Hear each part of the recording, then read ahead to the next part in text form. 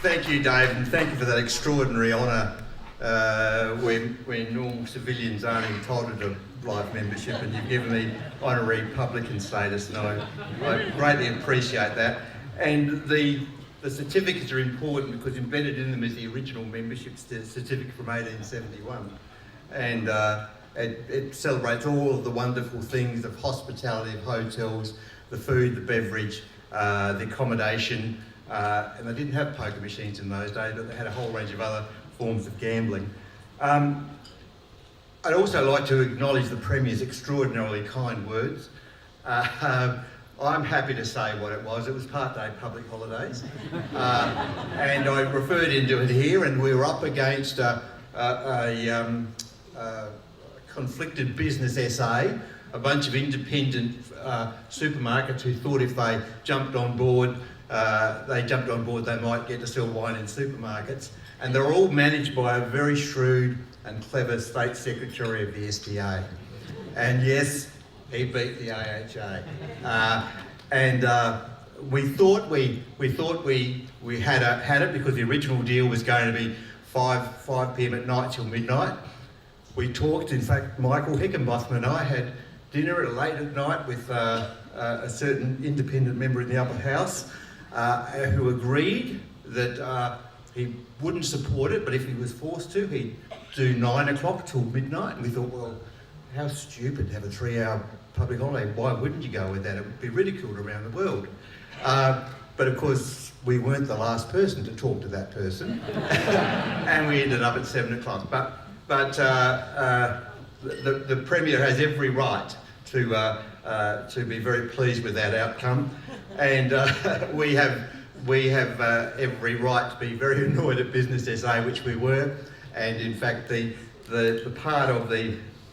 In fact, I continue to raise this story. That's how annoyed I am. That's all those years ago. But we did... John Chapman, who was the CEO of the Motor Trade Association, and ourselves, Sally Neville's here from formerly of the Restaurant Association. In our own anger, we took out a full-page ad in the Advertiser aimed at Business SA with their beehive upside down, the bees all racing out saying, shame, shame, shame. We got enormous satisfaction out of doing that. Our members ended up with 2 extra part-day public holidays, but boy, it felt good.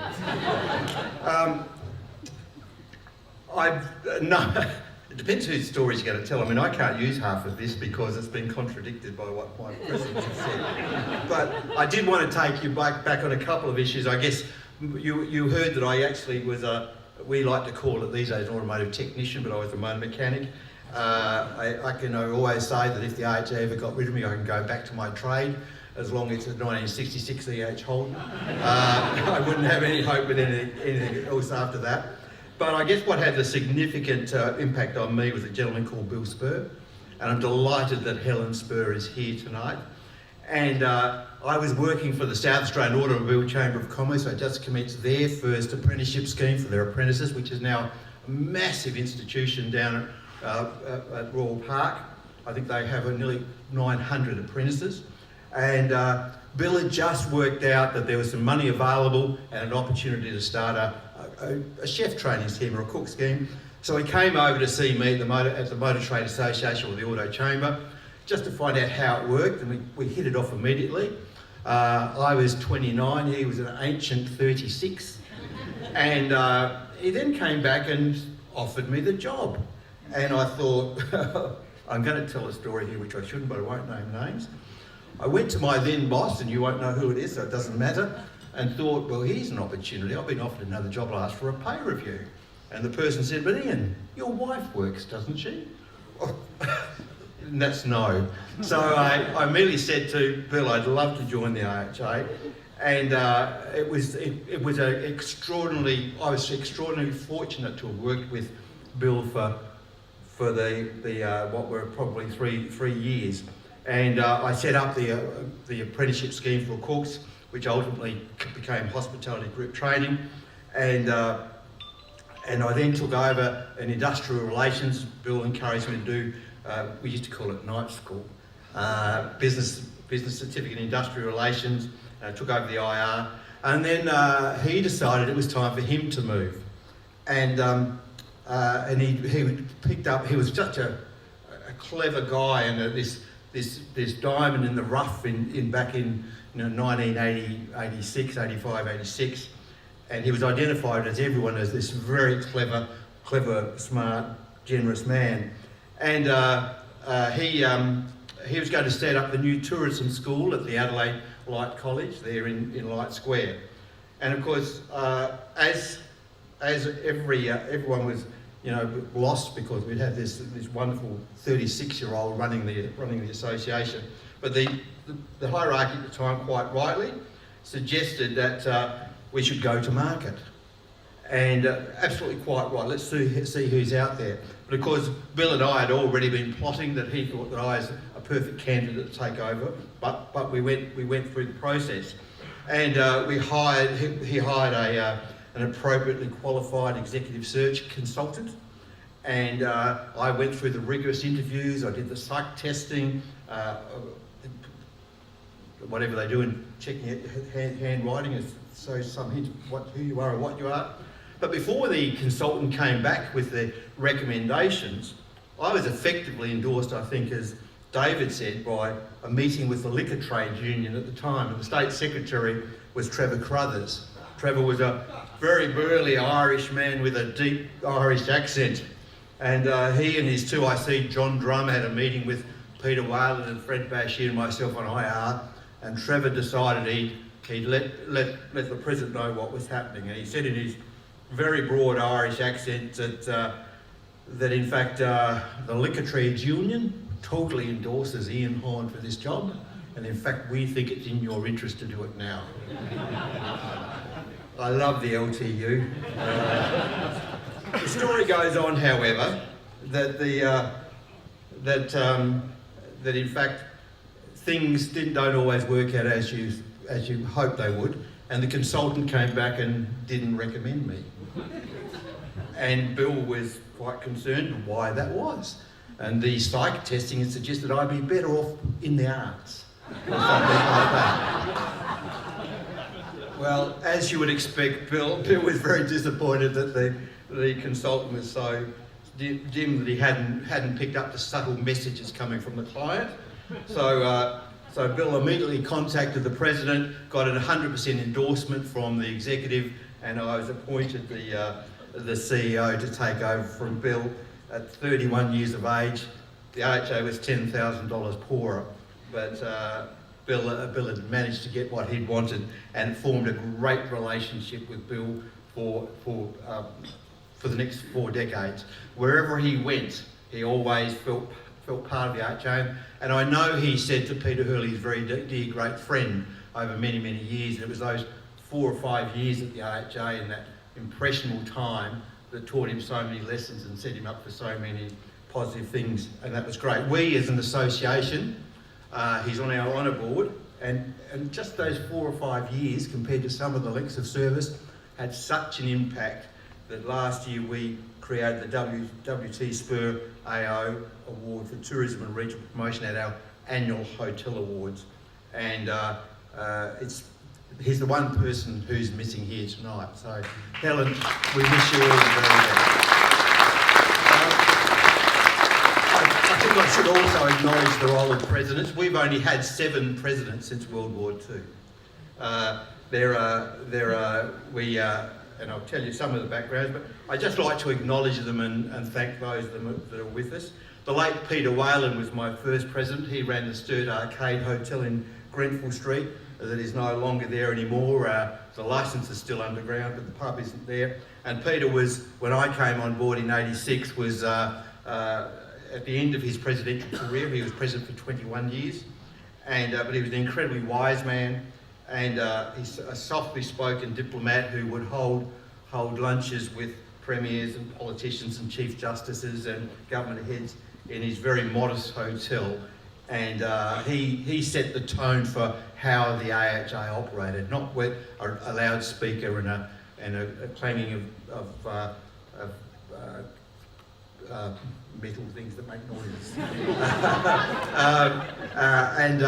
He was certainly a very wise, wonderful man. He then was replaced by the late Fred Bashir, OAM, and Fred was the long-term serving Vice President of Peter. He was chairman of our Sip and Save liquor marketing group at that stage.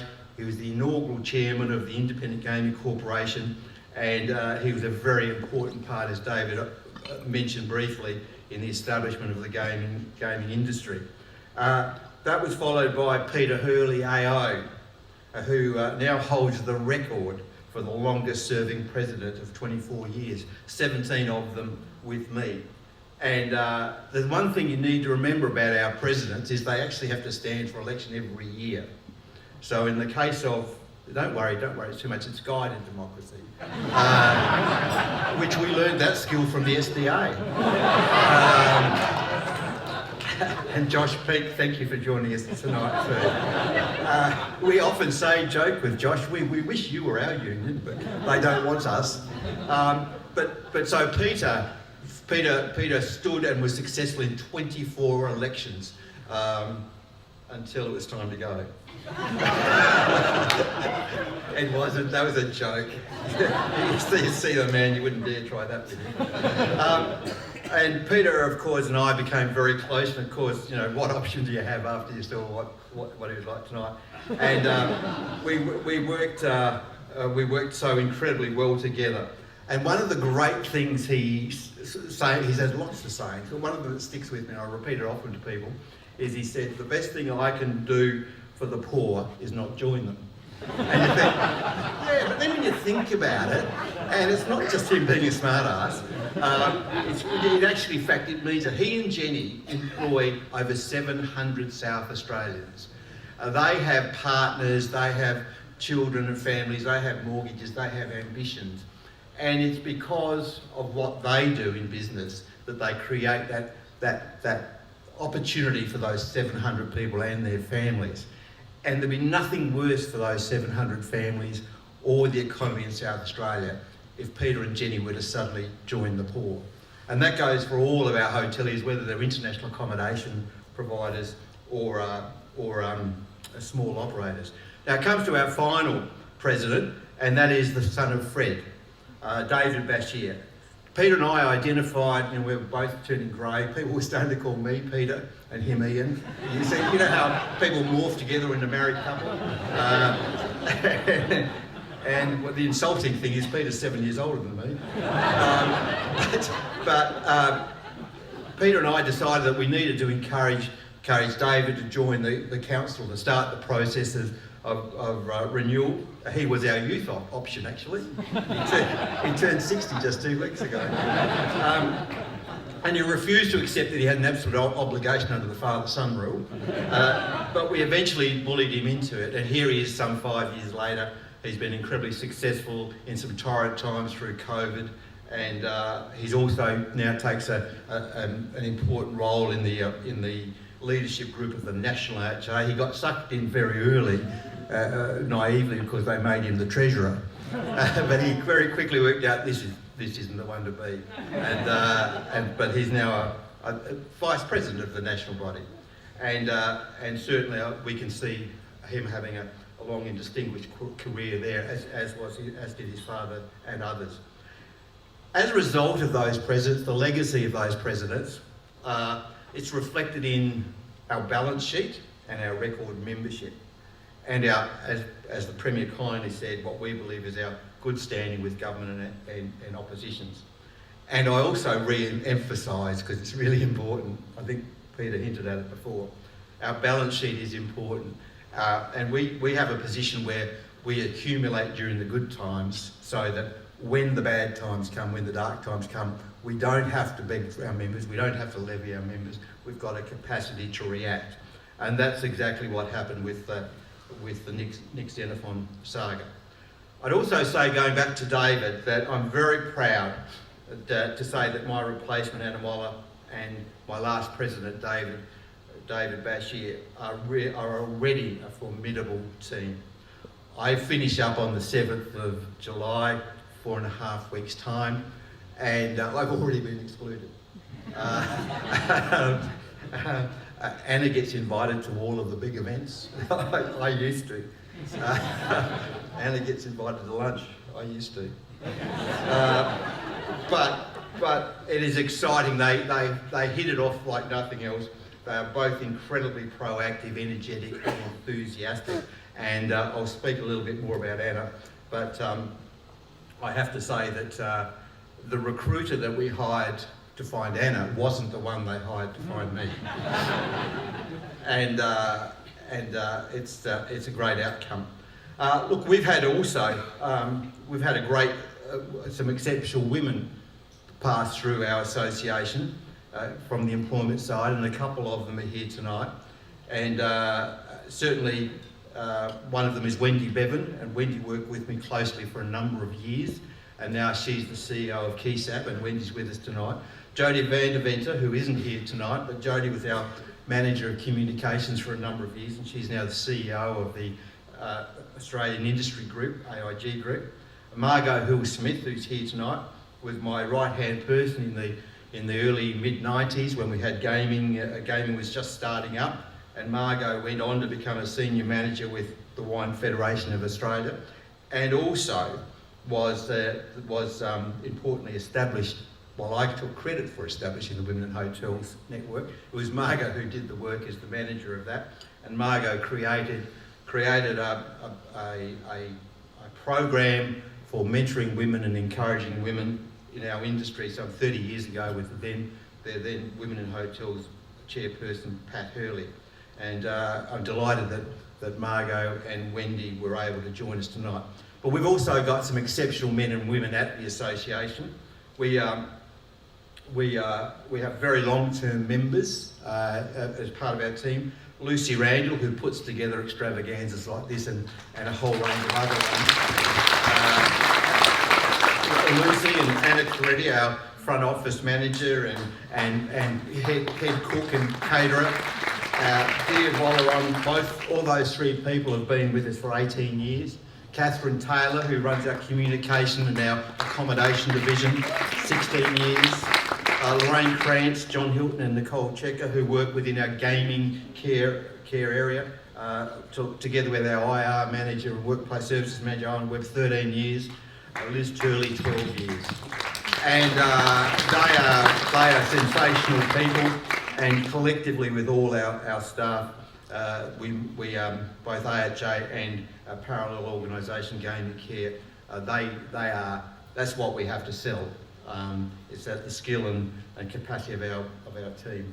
I'd also like to thank the Motor Trade Association. Many of you may or may not be aware that I did have, as Peter Hurley calls, a sabbatical. I left the AHA in 1998, thinking that life's always greener, and I realised I was at the Motor Trade Association, and there were 7 great years, but I realised that there's something intoxicating, literally, about working in the AHA, and I returned in 2005. But as a result of that time, of our complement of 20 staff, 5 of them are former MTA employees. It's a great hunting ground. I'd also like to, from that time, acknowledge another gentleman, Wally Wallet. Many of you in this room would know Wally.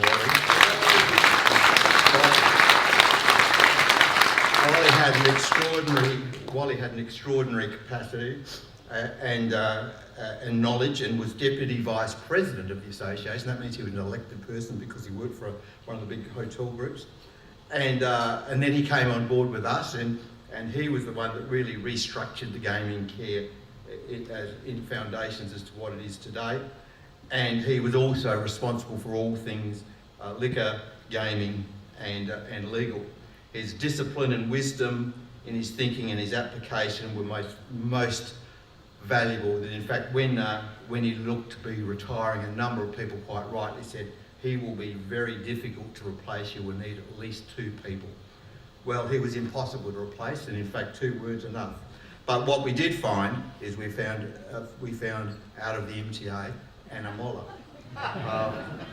Anna had been with the MTA and effectively was 2IC for built away for some 12 years, and she brought a whole range of skills and has been with us for 4 years this September. And from my point of view, I could only do the things I do because of the staff I have and the key people who supported me. And with both Wally and Anna, I've been blessed to have 2 outstanding 2ICs, so thank you very much.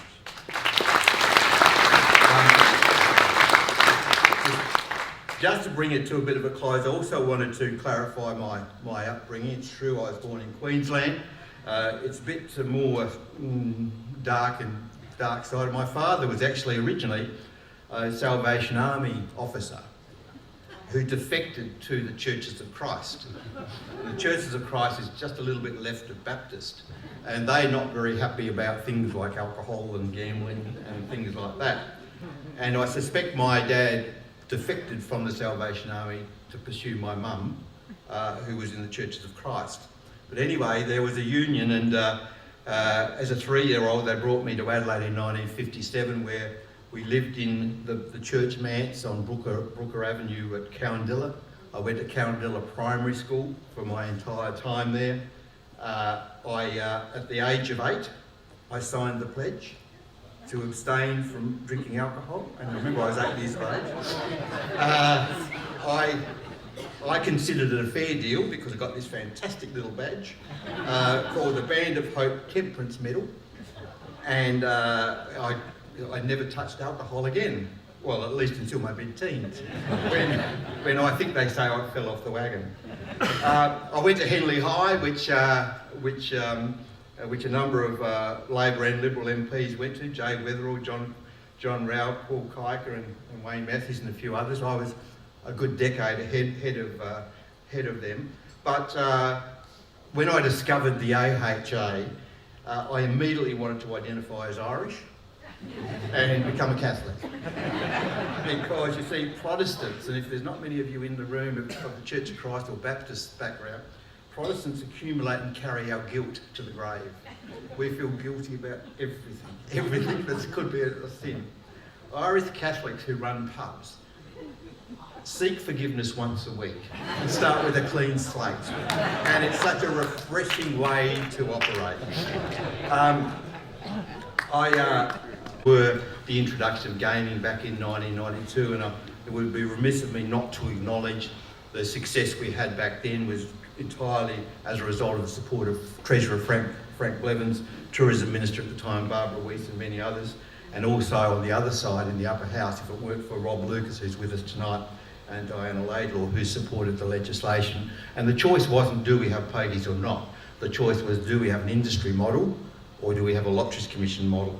And the industry model prevailed, and to this day, some nearly 30 years later, a thing called the Independent Gaming Corporation exists quietly in a place on the edge of town with a central monitoring system paid entirely by the industry, but doing the work of the government in terms of recording and collecting taxation statistics.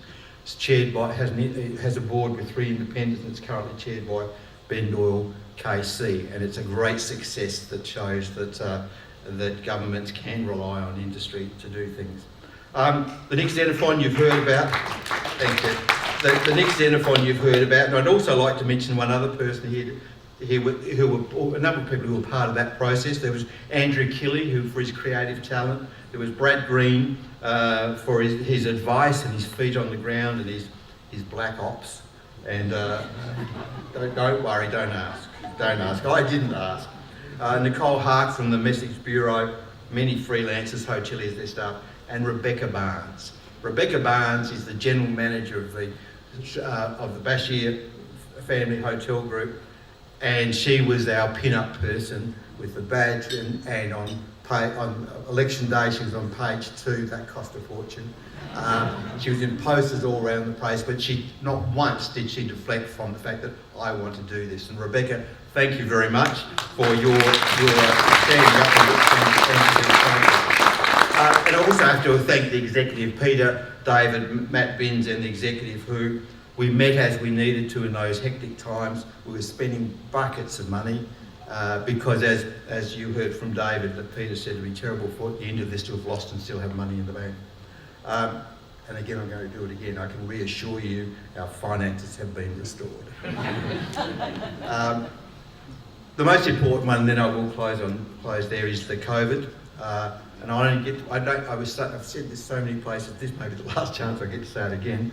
23rd of March 2020, every single pub and hotel was closed from the Indian Ocean to the Pacific Ocean and everything in between. It never happened in either of the world wars or any natural disasters. and there was no exit date. It was devastating for members and the tens of thousands of employees we had. However, the industry proved to be resilient, and while there were some certainly casualties, we forged new relationships and extraordinarily respect for SAPOL. And we've said it before in other public forums, but we want to say it again, to Grant Stevens, who was the only one in the room who seemed to know what was happening, and it was through his managing the process and his capacity to share with our industry and communicate and on occasions advocate for better outcomes, and also the Assistant Commissioner Noel Bamford, who was we kept a sense of humour in those dark times, but directly dealing with those two people and their teams was fantastic. So to Grant and Noel, thank you very much.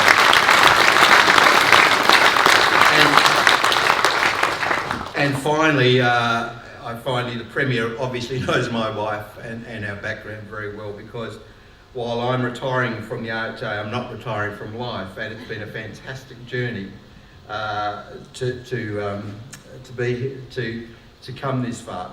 But I have to acknowledge, I want to acknowledge my family, my wife in particular, and Lindsay, who over the journey has managed single-handedly every important decision of our lives, from the raising of the two girls, which is fantastic having daughters. I put very little effort into it, and Lindsay did it all, and they think I'm fantastic most of the time. And she's then cared for both her own parents as they took the journey to the end of their life, and mine, and also the buying and selling and moving of houses, and all of the other tangible things. And so, Lindsay, thank you very, very much. You know how important you have been, and thank you. The last paragraph before I finish up. As I say, while I'm retiring from the IHA, I'm not retiring from life. Can I hang on to those slides and videos? They may be useful in the future. So I have to do it again. It has been a fantastic journey. I would love to start the journey again, but knowing what I know now, which is not possible, I wish Anna Moller and David Bashir and the State Council and our members every success. You'll always have an ally with me in your corner, and I think from tonight you've got a lot of allies in your corner. And thank you to David, and thank you to Peter for your fantastic support, and also I think with Anna taking over officially on the 10th of March, between them we're going to see some great exciting things over the next decade. Congratulations, Anna. Possibly to, oh, sorry, did I say the wrong thing, did I? If it weren't for Anna, well, I keep saying these wrong things and she keeps correcting me, which it should be. But I'm so delighted that Anna has been selected, the first woman in 151 or 152 years. Simply would have been sooner, except I wouldn't go. But it's a really exciting time. So thank you for all of you. Thank you to Lucy and the staff for putting this presentation together. Thank you for all of you joining us tonight, and I wish you all the very, very best. Thank you.